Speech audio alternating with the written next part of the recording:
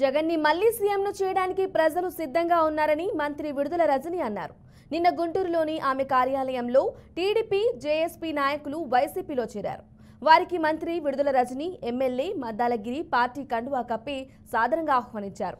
YCP సంక్షేమ పథకాలను మేనిఫెస్టోకు ఆకర్షితులై ఇతర పార్టీల నుండి భారీ చేరికలు జరుగుతున్నాయని రజని చెప్పారు. తాము ప్రజలను నమ్ముకున్నామని తెలిపారు.